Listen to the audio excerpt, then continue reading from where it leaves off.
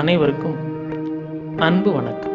இதுவரை நமது பிரபஞ்ச தியான மையத்தின் சேனலை சப்ஸ்கிரைப் செய்யாதவர்கள் இந்த வீடியோவுக்கு கீழே இருக்கும் ரெட் கலர் சப்ஸ்கிரைப் பட்டனை கிளிக் செய்து சப்ஸ்கிரைப் செய்து கொள்ளவும், கூடவே பெல் ஐக்கானை கிளிக் செய்யவும். புத்தம்புது வீடியோக்கள் உங்களுக்காக காத்திருக்கின்றன. நன்றி.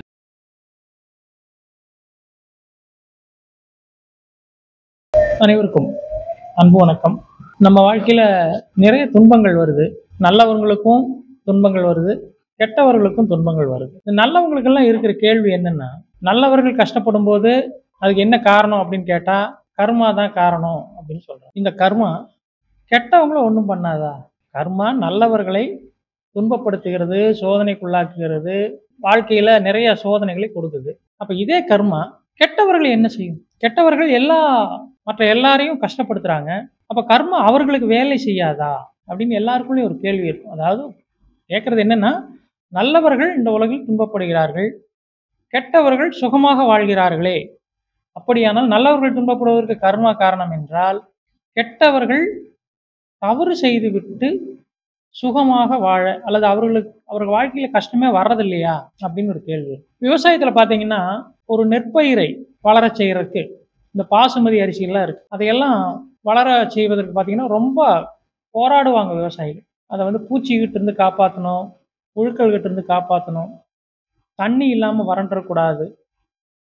இயற்கை எந்த நேரத்துலையும் அதிகமான தண்ணி வந்தாலும் பிரச்சனை, தண்ணி இல்லைனாலும் பிரச்சனை.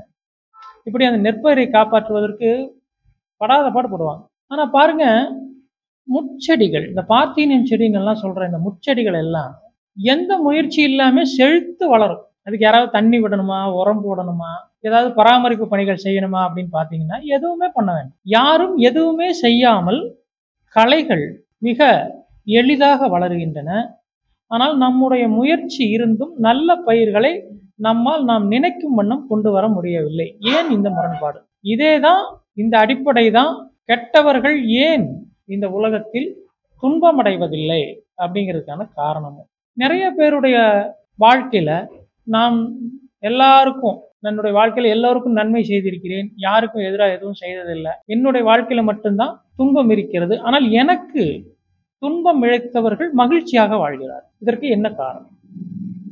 எல்லாரும் என்ன நினைக்கிறாங்க அப்படின்னா, நல்ல நன்மையை இறைவன் அளிக்கிறான். இந்த கெட்டவர்களை உருவாக்குவது யார்? நல்லவர்களை இறைவன் உருவாக்குகிறான், அல்லது நல்லவர்களுக்கு இறைவன் ஆதரவளிக்கிறான் என்றால், கெட்டவர்களுக்கு ஆதரவளிப்பது யார்?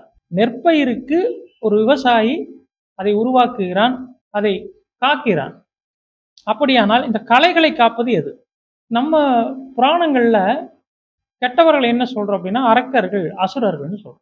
நல்லவர்களை தேவர்கள்னு சொல்றோம். இப்போ இவங்க ரெண்டு பேரும் வேற இவர்களுடைய மூதாதையர் யார் அப்படின்னு பார்த்தீங்கன்னா, மூதாதையர் ஒரே ஒரு ஆள் தான். பிரஜாபதி அப்படிங்கிறது அவங்க அப்பா, திதி அப்படிங்கிறது அவங்க அம்மா. யாருக்கு? அரக்கர்களுக்கும் தேவர்களுக்கும். ரெண்டு பேரும் எதிரானவர்கள சகோதரர்கள். அரக்கர்களும் தேவர்களும் சகோதரர்கள். அதே மாதிரி பார்த்தீங்கன்னா, கிறிஸ்துவ அவர்களுடைய கோட்பாட்டின்படியும் நாம் இன்னைக்கு சாத்தான் என்று அழைக்கிற, லூசிபர் என்று அழைக்கக்கூடிய அந்த தீய சக்திக்கு யார் மூலம் அப்படின்னு பார்த்தீங்கன்னா, அது கடவுள் தான் மூலம். கடவுளுடைய தூதன் தான் சாத்தான் என்று சொல்லப்படுகிறது. நாமெல்லாம் என்ன புரிஞ்சிருக்கோம் அப்படின்னா, நன்மை என்பது கடவுளுடையது, தீமை என்பது கடவுளுக்கு எதிரான ஏதோ ஒன்றினுடையது அப்படின்னு புரிஞ்சுக்கிறோம். நன்மைக்கு எப்படி கடவுள் பொறுப்பானவரோ அதே போல தீமைக்கு அவர் தான் பொறுப்பானவர். இந்த உலகத்தில் இரண்டு என்பது கிடையவே கிடையாது.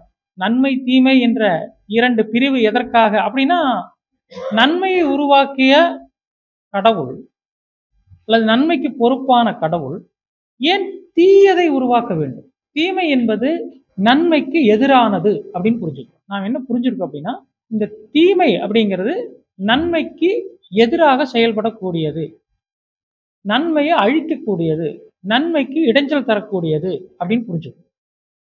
ஆனால் இன்னும் ஆழமாக நீங்கள் பார்த்தால், நன்மைக்கு காரணமாக இருப்பதே தீமைதான். இன்னும் சொல்ல போனால், இந்த உலகத்தில் நன்மை வாழ்வதற்கு உதவியாக இருப்பது தீமைதான். இந்த உலகத்தில் எண்ணற்ற மருந்துகள் இருக்கு, அவ்வளோ விதமான மூலிகைகள் இருக்கு, ரசாயனங்கள் இருக்கு. எல்லாமே பார்த்தீங்கன்னா நன்மைக்கானது. ஆனால் இந்த மருந்துகள் எல்லாம் எதற்காக உருவாக்கப்பட்டது அல்லது எதனால் உருவாக்கப்பட்டது, என்ன நோக்கத்திற்காக உருவாக்கப்பட்டது அப்படின்னு பார்த்தீங்கன்னா, நோய்களுக்காக உருவாக்கப்பட்டது. இந்த உலகத்துல நோய்கள் இல்லை அப்படின்னு என்றால் மருந்துகளுக்கு இந்த உலகத்தில் எந்த வேலையுமே இல்லை. மருந்துகள் தோன்றியிருக்கவே முடியாது. அதே போல இந்த உலகத்தில் தாகம் இல்லை என்றால், பசி இல்லை என்றால், தாகம் இல்லைன்னா இன்னைக்கு தண்ணீர் இல்லை, இவ்வளவு குளிர்பானங்கள் இல்லை, இவ்வளவு நாம ரசித்து குடிக்கக்கூடிய எந்த விஷயமும் வரப்போவதில்லை. அதே நேரத்துல பசி இல்லை, இந்த உலகத்தில் பசி இல்லை என்றால் இந்த உலகத்தில் எந்த உணவுப் பொருளும் தோன்றியிருக்காது. அதாவது உணவுப் பொருள்கள் தோன்றியதாலே, உணவு தோன்றியதாலே பசி தோன்றவில்லை, பசி தோன்றியதால் தான் உணவு தோன்றியது. இப்ப நாம விதவிதமா காலணிகள் அணிகிறோம், செருப்புகள் போடுறோம். இவையெல்லாம் எதன் மூலமாக உருவாகியது அப்படின்னு பார்த்தீங்கன்னா, முட்கள் தான் அதுக்கு காரணம். நீங்க நடக்கும்போது குத்திய முட்கள் தான் இன்றைக்கு காலணிகள் உருவாக காரணம். எனவே எல்லா விதமான தீமையும் எதற்காக என்றால் நன்மையை கொண்டு வருவதற்காக. எனவே உண்மையான ஞானிகள் என்ன செய்கிறார்கள் என்றால் அவர்கள் தீமையை வெறுப்பதில்லை. காரணம் என்னவென்றால் ஒரு நன்மையை கொண்டு வர தீமைதான் காரணமாக இருக்கிறது என்பதால் அவர்கள் தீமையின் மீதும் கோபம் கொள்வதில்லை. தனக்கு ஏதாவது துன்பம் இழைக்கப்பட்டாலும் அதனால் அவர்கள் ஆத்திரம் அடைவதில்லை, கோபம் கொள்வதில்லை. காரணம் என்னவென்றால் அந்த தீமையானது அவர்களுக்கு பாடத்தை கற்றுத் தருகிறது. ஒரு ஞானிக்கு துன்பம் அழைக்கிறார். துன்பம் அழைக்கும் போது சாதாரண மனிதன் என்ன செய்கிறான்? கோபப்படுகிறான். அந்த எதிர் மனிதர், அந்த துன்பம் இழைத்த மனிதருக்கு இவன் திருப்பி ஏதாவது செய்ய வேண்டும், அவனை பழிவாங்க வேண்டும் என்ற எண்ணம் தோன்றுகிறது. இந்த பழிவாங்க வேண்டும் என்ற எண்ணம் என்னவாகிறது என்றால் இந்த மனிதனுடைய வாழ்க்கையில் நிம்மதியை இழக்கச் செய்கிறது. தனக்கு துன்பம் இழைத்த மனிதன் துன்பப்படுகிறான் என்று கேட்கும் வரை இந்த மனிதனுக்கு நிம்மதி இல்லை. ஆனால் ஒரு ஞானி என்ன செய்கிறார் என்றால் தனக்கு துன்பம் இழைப்பதன் மூலம் இந்த ஞானி ஒரு விஷயத்தை புரிந்து கொள்கிறார். என்ன புரிந்து கொள்கிறார் என்றால் தனக்கு துன்பம் இழைப்பதன் மூலம் தான் எப்படி துன்பப்பட்டோமோ அதே போல பிறரும் நாம் யாருக்காவது துன்பம் இழைத்தால் அவரும் அப்படி துன்பமடைவார் என்ற பாடத்தை கற்றுக்கொள்கிறார். அந்த பாடத்தை யார் கற்றுக்கொண்டிருக்கிறாரோ அவரைத்தான் நம்ம நல்லவன்னு சொல்றோம். பிறருக்கு துன்பம் இழைத்தால் அவர் துன்பப்படுவார், அந்த துன்பத்திற்கு நாம் காரணம் என்ற புரிதல் எப்போது ஏற்படுகிறது என்றால் தனக்கு யாராவது துன்பம் இழைக்கும் போது தோன்றுகிறது. இதன் மூலம் நீங்க ரெண்டு விஷயத்தை செய்யலாம். ஒருவர் உங்களுக்கு எதிராக துன்பத்து ஏதாவது செஞ்சா, உங்கள் வாழ்க்கையில துன்பப்படும்படி ஏதாவது செய்தால் நீங்கள் இரண்டு முடிவுகளை எடுக்கலாம். ஒன்று, அந்த மனிதனுக்கு எதிராக அந்த மனிதனை நீங்கள் பழிவாங்க முடியும், அல்லது அந்த மனிதன் உங்களுக்கு செய்த செயல் மூலம் நீங்கள் ஒன்றை கற்றுக்கொள்ள முடியும். அதே போல நாம் மற்றவருக்கு செய்யக்கூடாது என்பதையும் கற்றுக்கொள்ளும். முதல் நிலையில் இருப்பவர்கள் சாதாரண மனிதர்கள், இரண்டாவது நிலையில் இருப்பவர்களைத்தான் நாம் மகான்கள் என்று அழைக்கிறோம். எனவே ஒரு புனித மனிதனை, ஒரு மகானை, ஒரு ஞானியை, ஒரு முழுமையை அறிந்தவரை எது உருவாக்குகிறது என்றால் துன்பம் தான் உருவாக்குகிறது. ஆன்மீகத்தில் மிகப்பெரிய நிலையை அடைந்தவர்கள் எல்லாம் ஏதோ ஆனந்தமான கொண்டாட்டமான மனநிலையிலிருந்து வந்தவர்கள் அல்ல. அவர்கள் எல்லாம் வாழ்க்கையின் துன்பத்தை கண்டு, துன்பம் தங்களுடைய வாழ்க்கையில் ஏன் என்ற கேள்விதான் அவர்களை ஆன்மீகத்தின் ஆழத்திற்குள் எடுத்துச் செல்கிறது. வேதாத்ரி ஐயாவுடைய வாழ்க்கையில் அவர் தன்னை அப்படித்தான் குறிப்பிடுகிறார். என்ன குறிப்பிடுகிறார் என்றால் என்னுடைய வாழ்க்கையில் இந்த துன்பம் ஏன், வறுமை ஏன், என்னுடைய வாழ்க்கையில நடந்த துன்பத்திற்கெல்லாம், நான் கஷ்டப்பட்டதற்கெல்லாம் என்ன காரணம் என்ற எண்ணம் தான் அவரை மேலும் மேலும் அந்த கடவுள் தேடலைக்குள் கொண்டு சென்றது. அவர் அந்த உண்மையை உணர்ந்தார், உலகுக்கெல்லாம் வெளிப்படுத்தார். எனவே நாம் என்ன நினைக்கிறோம் என்றால் நம்முடைய வாழ்க்கையில் துன்பமே இருக்கக்கூடாது, இன்பம் மட்டுமே இருக்க வேண்டும் என்று விரும்புகிறோம். ஆனால் துரதிர்ஷ்டவசமாக யாருடைய வாழ்க்கையும் அப்படி இல்லை. யாருடைய வாழ்க்கையிலும் துன்பம் என்ற ஒரு அத்தியாயம் இல்லாமல் இருந்ததில்லை. எல்லாருடைய வாழ்க்கையிலும் ஏதோ ஒரு கட்டத்தில் இந்த துன்பமானது வருகிறது. இந்த துன்பத்திற்கு காரணம் இறைவனுக்கு அப்பாற்பட்ட ஏதோ ஒரு சக்தி அல்லது இறைவனுக்கு எதிரான ஏதோ ஒரு சக்தி என்று நாம் புரிந்து கொள்கிறோம். ஆனால் இந்த பிரபஞ்சத்தில் இரண்டு என்பது இல்லை. இந்த பிரபஞ்சம் முழுமையானது, ஒன்றானது. எனவே தீமை எங்கிருந்து வருகிறது என்றால் அதுவும் இறைவனிடமிருந்தே வருகிறது. எதற்காக வருகிறது என்றால் தீமையின் மூலம் நாம் நன்மையை புரிந்து கொள்வதற்காக, அடையாளம் கண்டு கொள்வதற்காக. தீமைதான். உதாரணமாக ராமன் எவ்வளவு சிறந்த மனிதன், ஒழுக்கத்திலும் அவனுடைய வீரத்திலும் எவ்வளவு சிறந்தவன் என்பதை காட்டுவதற்காக ராவணன் அப்படின்னு ஒருத்தர் தேவைப்படுறார். ஒருவேளை அவருடைய வாழ்க்கையில் ராவணன் குறுக்கிடவில்லை என்றால் ஒருவேளை ராமனை பற்றி இந்த உலகம் தெரிந்து கொள்ளாமலே போயிருக்கும். அதே போல யூதாஸ் என்ற ஒருவர் இல்லாவிட்டால் இயேசுவை இந்த உலகம் அறிந்திருக்காது. எனவே எல்லா உயர்ந்த விஷயங்களும் இங்கே யார் மூலம் வெளிப்படுத்தப்படுகிறது என்றால் எதிரான நிலையில், தீய மனப்பான்மையில் நாம் எதையெல்லாம் தீமை என்று கருதுகிறோமோ அவர்கள் மூலமாகத்தான் நல்லவை வெளிப்படுகின்றன. இன்னும் சொல்லப்போனால் நல்லவைகளை வெளியே கொண்டு வர எது காரணமாக இருக்கிறது என்றால் இந்த தீமைதான். மாதவி என்ற ஒரு பெண் இல்லாவிட்டால் கண்ணகியினுடைய வாழ்க்கை வெளியே தெரிஞ்சிருக்கார். எனவே எல்லா நல்லவர்களையும் எது வெளியே கொண்டு வருகிறது என்றால் கெட்ட தன்மை தான். நாம் என்ன நினைக்கிறோம் அப்படின்னா கெட்டத்தன்மை என்பது நம்முடைய வாழ்க்கைக்கு எதிரானது, நன்மைக்கு எதிரானது என்று புரிந்து கொள்கிறோம். சீன தத்துவத்தின்படி இன் யான் என்ற இரண்டு சக்திகள் இருப்பதாக அவர்கள் கருதுகிறார்கள். இந்த இன் யான் என்ற இரண்டு பகுதிகள், ஒரு பகுதி கருப்பாகவும் ஒரு பகுதி வெள்ளையாகவும், ஒரு பகுதி தீமையாகவும் ஒரு பகுதி நன்மையாகவும் குறிப்பிடப்படுகிறது. அந்த தத்துவத்தின்படி என்ன சொல்லப்படுகிறது என்றால் நன்மையின் பகுதி எப்போதெல்லாம் அதிகமாகிறதோ அப்போது தீமையினுடைய பகுதி குறைகிறது. இது சமநிலையில் ஒரு மாற்றத்தை ஏற்படுத்துகிறது. இப்போது உங்களுடைய உடலில் மாற்றங்கள் நிகழத் தொடங்குகின்றன. எது நன்மையாக அதிகரிக்கிறதோ, வெண்மைத்தன்மை அதிகரிக்கும் போது, உங்கள் வாழ்க்கையில் நன்மை அதிகரிக்கும் போது அது எதிர்முனையான தீமையை பாதிக்கிறது. தீமைக்குள் செல்லும் நன்மை மேலும் தீமையை வளர்க்கிறது என்று சொல்லப்படும். அதாவது இனிப்பு அப்படிங்கிறது பார்த்தீங்கன்னா நன்மை. நம்முடைய எல்லா விசேஷத்திலையும் நம்முடைய கொண்டாட்டங்களின் போது நாம் என்ன பண்றோம் அப்படின்னா இனிப்பை பயன்படுத்தும். இந்த இனிப்பானது நம்ம உடலில் சம அளவில் இருந்தால் அது நன்மை. உங்க உடம்புல 80 to 120 குளுக்கோஸ் இருந்தால் அது நன்மை. இப்ப என்ன ஆகுதுன்னா இந்த நன்மையானது அதிகரிக்கிறது. நீங்கள் அதிகமான இனிப்பை எடுத்துக்கொள்கிறீர்கள், உங்கள் உடலில் அதிகப்படியான குளுக்கோஸ் சேர்கிறது. இப்படி அதிகப்படியான குளுக்கோஸ் சேரும் போது அது தீமையாக மாறுகிறது. தீமை என்று இந்த உலகில் தனியே ஏதும் இல்லை. அதிகப்படியான நன்மை தான் தீமை. அதனால நாம் என்ன புரிஞ்சுக்கிறோம்னா தீமை என்பது ஏதோ தனியே ஏதோ ஒன்று, நன்மைக்கு எதிரான ஒன்று, நன்மைக்கு அதற்கும் சம்பந்தம் இல்லை என்பதை போல புரிந்து கொள்கிறோம். உங்கள் உடலில் இரண்டும் நன்மையும் தீமையும், உதாரணமா உங்கள் உடல்ல நல்ல விதமான பாக்டீரியாவும் இருக்கு, கெட்ட விதமான பாக்டீரியாவும் இருக்கு. இந்த குடல்கள் எல்லாம் பார்த்தீங்கன்னா பாக்டீரியா நிறைய இருக்கு. இன்னும் சொல்ல போனா மனிதர்கள் என்ன சொல்றாங்க அப்படின்னா உங்களுடைய உடலில் உங்களுடைய நல்ல எண்ணிக்கையிலான பாக்டீரியாவினுடைய அதே அளவு கெட்ட அளவு பாக்டீரியாவும் இருக்கு. ஒருவேளை இந்த கெட்ட பாக்டீரியா அதிகரித்தால் என்ன ஆகும் அப்படின்னா உங்களுடைய உடல்நிலை பாதிக்கப்படுகிறது. அப்போ நம்ம உடலிலேயே இரண்டும் இல்லாமல் இல்லை, இரண்டுமே இருக்கிறது.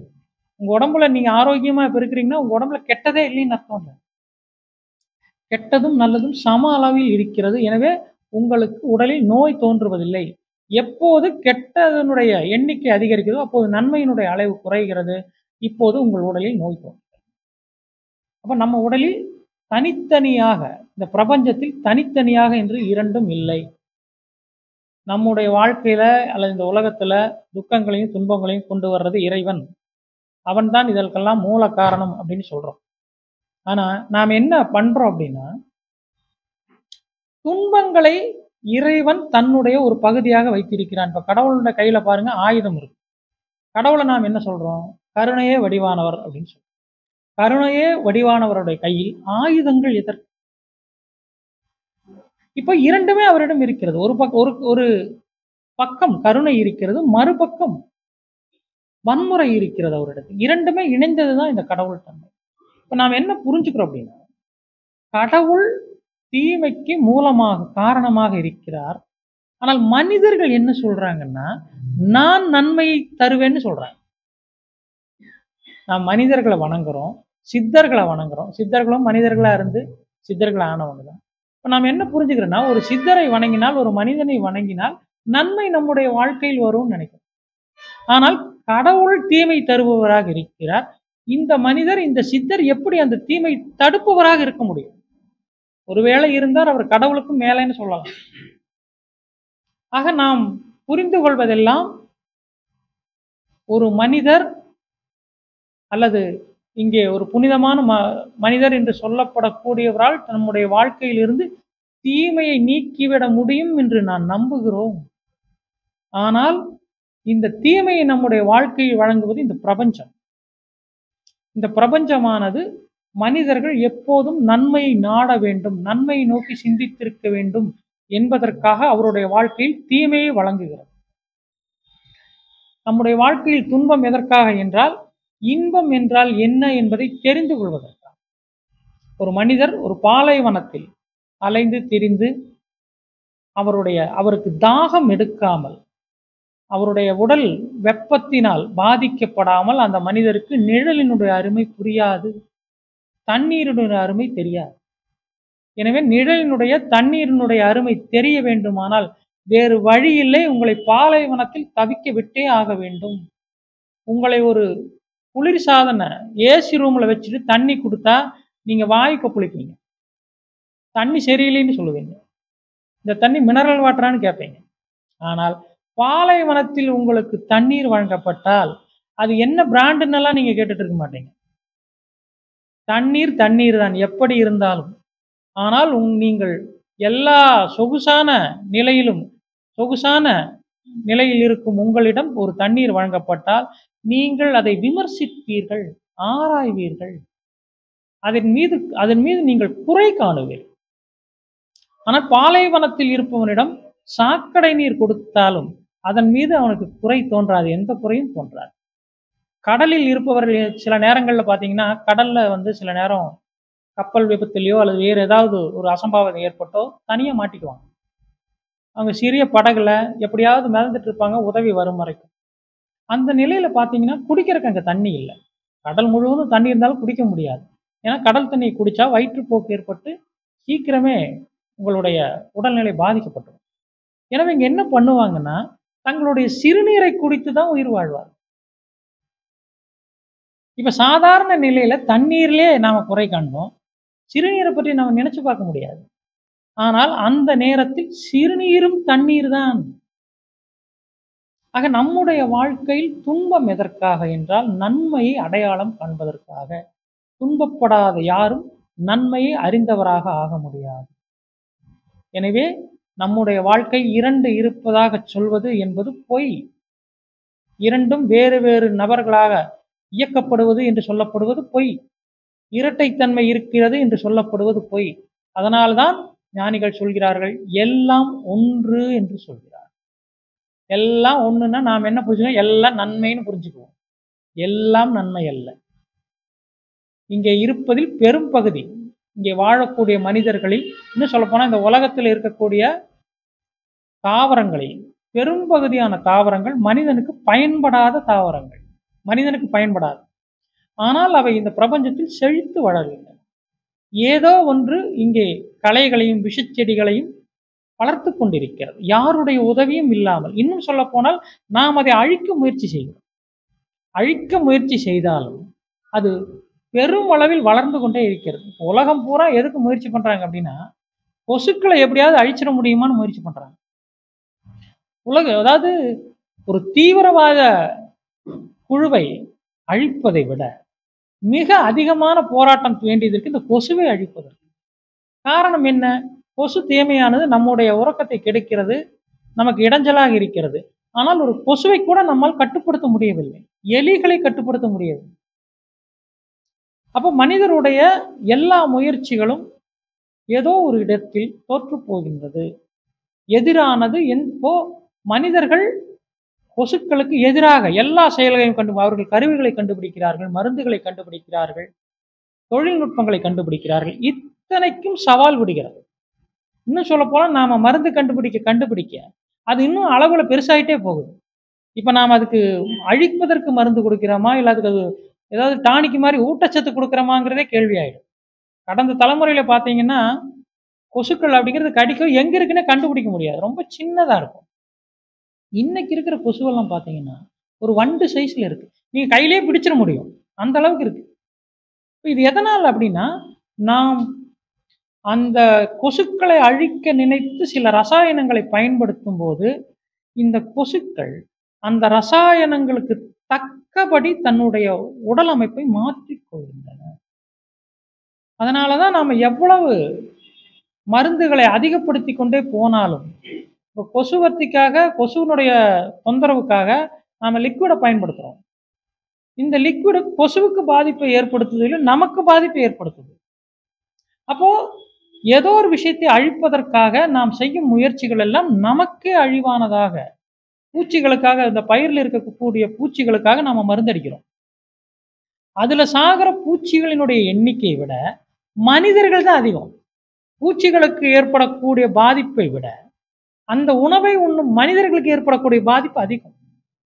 எனவே நாம் என்ன செய்கிறோம் என்றால், தீமையை அழிப்பதற்காக, தீமை அழிக்கிறோம் என்று செய்யக்கூடிய எல்லா வேலைகளும் மறைமுகமாக நம்மையே வந்து தாக்குகின்றன, நம்மையே அழிக்கின்றன. எனவே இந்த உலகத்தில் தீமையை நீக்க முடியாது. இந்த உலகத்தில் தீமை என்பது இருள் என்றார், நன்மை என்பது வெளிச்சம் என்றார். இந்த உலகத்தில் நீங்கள் வெளிச்சத்தை நீக்க முடியும், இருளை நீக்க முடியாது.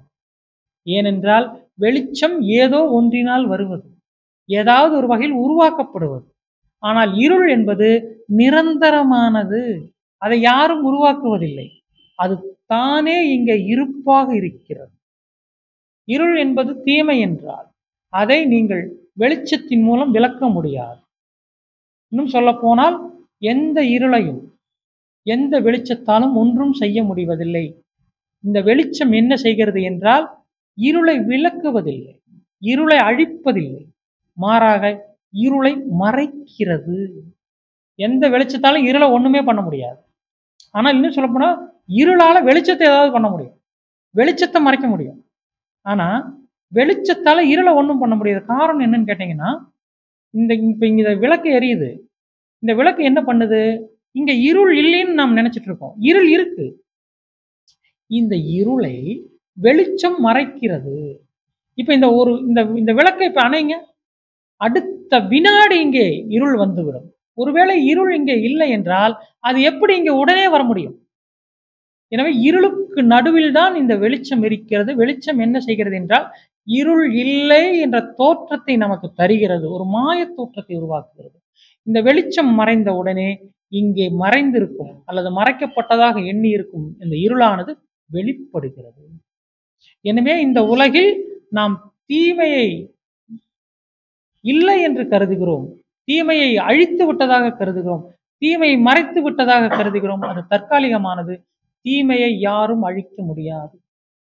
அது உலகம் தொடங்கியதிலிருந்து இருக்கிறது, கடந்த காலத்திலும் இருந்தது, இப்போதும் இருக்கிறது, எப்போதும் இருக்கும். ஆனா நம்முடைய முயற்சி எல்லாம் தீமை நம்முடைய வாழ்வில், துன்பம் நம்முடைய வாழ்வில் இல்லாமல் போக வேண்டும் என்பதற்காக. ஆனால் அப்படி ஒரு வாழ்க்கை இதுவரையிலும் எந்த மனிதனுக்குமே வாய்த்ததில்லை, இன்னும் சொல்ல போனா எந்த உயிர்களுக்குமே வாய்த்ததில்லை. ஆக நம்முடைய வாழ்க்கையில் துன்பம் எல்லாம் எதற்காக என்ற கேள்விதான் அடிப்படையானது. அப்படியானால் இந்த கர்மா கெட்டவர்களுக்கு வேலை செய்வதில்லையா என்றால், கர்மா வேலை செய்கிறது, கெட்டவர்களுக்கும் வேலை செய்கிறது. எப்படி வேலை செய்கிறது என்றால், அந்த கர்மா தான் அந்த மனிதரை கெட்டவராக மாற்றுகிறது. அந்த மனிதர் கெட்டவராக இருப்பதே அவருடைய கர்மாவால். ஆக கர்மா தனியா போய் கெட்டவர்களுக்கு எதுவும் செய்யணுங்கிறது இல்லை, அந்த மனிதரை கெட்டவராக்குவதே கர்மா தான். ஆக அவர் தன்னுடைய கர்மாவை தான் இந்த பிரபஞ்சத்தில் ஒரு என்ன செய்ய வேண்டுமோ அதை செய்கிறார். மற்றவருக்கு தீமை இழைப்பதன் மூலம் அந்த மனிதர் நன்மையை தேட வேண்டும், நாட வேண்டும். நமக்கு நோய் வந்தாதான் நாம மருந்தை தேடுவோம். நல்லா இருக்கிற யாரும் மருந்து தேடுவதில்லை. எனவே நம்முடைய வாழ்க்கையில் துன்பங்களை நம்முடைய வாழ்க்கைக்கு கொண்டு வருவதன் மூலம் நன்மையை நோக்கி நாம் நகர வேண்டும். ஒருவருடைய வாழ்க்கை முழுவதும் இருட்டாக இருந்தால்தான் அந்த மனிதர் வெளிச்சத்தை தேடுவார். எனவே வாழ்க்கை என்ன செய்கிறது என்றால் நமக்கு நம்முடைய வாழ்க்கையில் இருட்டை கொண்டு வருகிறது. எதற்காக என்றால் கடவுள் என்ற வெளிச்சத்தை தேட வேண்டும் என்பதற்காக. நிறைய பேர் என்ன பண்ணுவாங்கன்னா, இந்த இருளில் இருந்துட்டு வெளிச்சத்தை தேடுவதற்கு பதிலாக கண்களை மூடி இருளுக்குள்ளேயே வாழ பழகிக் கொள்வார்கள். கண்கள் திறந்திருந்தால் தானே வெளிச்சம் வேணும். இந்த அறிவு என்ற கண்ணை மூடிக்கொண்டு வாழ்வது, இருளிலேயே வாழ்வது. ஆனால் புத்திசாலிகள் என்ன செய்கிறார்கள் என்றால், இந்த அறிவு கண் திறந்திருப்பதால் அவர்களுக்கு இருள் தெரிகிறது. இருள் தெரிவதால் அவர்கள் வெளிச்சம் எங்கே என்ற கேள்வி அவர்களுக்குள் எழுகிறது. இருள் மட்டும்தான் வாழ்க்கையா, துன்பம் மட்டும்தான் வாழ்க்கையா, இன்பம் என்று இந்த உலகில் ஒன்று கிடையாதா என்ற கேள்வி, அல்லது இந்த இருள் ஏன் என்னை சுற்றி இந்த இருள் ஏன் இருக்கிறது என்ற கேள்வி எழும்போது அந்த மனிதன் சரியான திசையை நோக்கி நகர்கிறான். எனவே கெட்டவர்கள் எதற்காக என்றால் நல்லவர்களை உருவாக்குவதற்காக. இந்த உலகத்தில் நல்லவர்களை உருவாக்குவது நல்லவர்கள் அல்ல. எந்த நல்லவர்களும் இன்னொரு நல்லவர்களை உருவாக்குவதில்லை. கெட்டவர்கள் தான் நல்லவர்களை உருவாக்குகிறார்கள். எப்படி என்றால், நாமும் அந்த கெட்டவர்களைப் போல நடந்து கொள்ளக்கூடாது என்ற எண்ணம் யாருக்கு வருகிறதோ அவர்கள் தான் நல்லவர்கள். யாரோ ஒருவர் நமக்கு இடைஞ்சல் செய்கிறார், நாம் திருப்பி அவருக்கு அதே மாதிரி செய்யக்கூடாது என்ற எண்ணம் யாருக்கு தோன்றுகிறதோ அவர் நல்லவராகி விடுகிறார். எனவே ஒருவர் உங்களுக்கு துன்பத்தை இழைப்பதன் மூலம், உங்களுக்கு கெடுதல் செய்வதன் மூலம் அவர் இன்னொரு நல்லவரை உருவாக்குகிறார். ஒரு தீமை இன்னொரு நன்மையை உருவாக்குகிறார். எனவே நம்முடைய வாழ்க்கையில் எப்போதெல்லாம் நமக்கு யாரோ ஒருவர் துன்பம் அளிக்கிறாரோ, இடைஞ்சல் அளிக்கிறாரோ, கஷ்டம் கொடுக்கிறாரோ, அப்போது நீங்கள் புரிந்து கொள்ளுங்கள், அவர் உங்களை நல்லவராக மாற்றுவதற்கு எல்லா முயற்சியும் எடுக்கும். அப்ப நம்ம அடிப்படையாக புரிஞ்சுக்க வேண்டியது இதுதான். இந்த உலகத்துல தீமைக்குன்னு தனி கடவுள் கிடையாது. சாத்தான் தான் அதுக்கு பொறுப்புன்னு சொல்றோம். ஆனா சாத்தானுடைய முதலாளி யாருன்னு கேட்டீங்கன்னா கடவுள். அவர் ஒரு மேனேஜர் தான். முதலாளி என்ன அசைன்மெண்ட் கொடுத்துருக்காரோ அந்த வேலையை அவர் செய்கிறார். எனவே நம்முடைய வாழ்க்கையில சாத்தான் அல்லது எதிர் தீய சக்திகள் ஃபுல் ஃபார்மில் வேலை செஞ்சுட்டு இருக்காங்க, முழு மூச்சா வேலை செஞ்சுட்டு இருக்காங்க. எதற்காக அப்படின்னா, நாம் கொஞ்சமாவது விழிக்க வேண்டும், கொஞ்சமாவது இறைவனை பற்றி தெரிந்து கொள்ள வேண்டும் என்பதற்காக. ஒருவேளை உங்களுடைய வாழ்க்கையில துன்பமே இல்லைன்னா கடவுளுக்கு இங்க வேலையே இல்லை. உங்கள் வாழ்க்கையில் துன்பம் இல்லை என்றால் இத்தனை கோயில்கள் எதற்கு, இத்தனை குருமார்கள் எதற்கு, இத்தனை வேதங்கள் எதற்கு, இவ்வளவு புனிதத்தனங்கள், புனித ஆறுகள் எல்லாம் எதற்கு, காசி எதற்கு, கைலாயம் எதற்கு, எதற்குமே அர்த்தம் இல்லாமல் போய்விடும். எனவே இவைகளுக்கெல்லாம் அர்த்தம் கொடுப்பது எதுவென்றால் துன்பம் தான். துன்பம் இல்லாவிட்டால் கடவுளே இல்லை, கோவில்களே இல்லை. எனவே இந்த கோவில்களை எல்லாம் இங்கே தக்க வைத்திருப்பது, கோவில்களை மலைகளை புனிதமாக மாற்றி வைப்பது எதென்றால் பாவங்கள், துன்பங்கள். எனவே உண்மையிலேயே நாம் நன்றி சொல்ல வேண்டும் என்றால் நன்மைக்கு அல்ல. இந்த நன்மையை எது உருவாக்கியதோ அதற்கு, எது இந்த நன்மையை உருவாக்கியது என்றால் தீமைதான் இந்த நன்மையை உருவாக்கியது. எனவேதான் எல்லா ஞானிகளும் தீமை நன்மை இரண்டையுமே ஒரே போல வணங்குகிறார்கள். அவர்களுக்கு இரண்டுக்குமே வேறுபாடு கிடையாது. காரணம் என்னவென்றால், நன்மையை உருவாக்கியது தீமை என்றால் தீமையும் நன்மையே. இதுதான் ஒரு ஞானத்தினுடைய பார்வை. இந்த பார்வையில் உங்கள் வாழ்க்கையை நீங்கள் புரிந்து கொண்டால் உங்கள் வாழ்க்கையில் எப்போதும் துன்பமில்லை என்பதை புரிந்து கொள்வீர்கள், துக்கமில்லை என்பதை புரிந்து கொள்வீர்கள். உங்கள் வாழ்க்கை முழுவதும் ஆனந்தமாகவே இருக்கும். அனைவருக்கும் நன்றி. இந்த வீடியோ உங்களுக்கு பிடித்திருந்தால் லைக் செய்து உங்கள் நண்பர்களுக்கு ஷேர் செய்யவும். மேலும் உங்களின் மேலான கருத்துக்களை கீழே உள்ள கமெண்ட் பாக்ஸில் கமெண்ட் செய்யவும். மேலும் 9566293484 என்ற எண்ணிற்கு வாட்ஸ்அப்பில் தொடர்பு கொண்டு தகவல்களை பெறவும், உங்களது கருத்துக்களையும் தெரிவிக்கவும். அனைவருக்கும் நன்றி, வணக்கம்.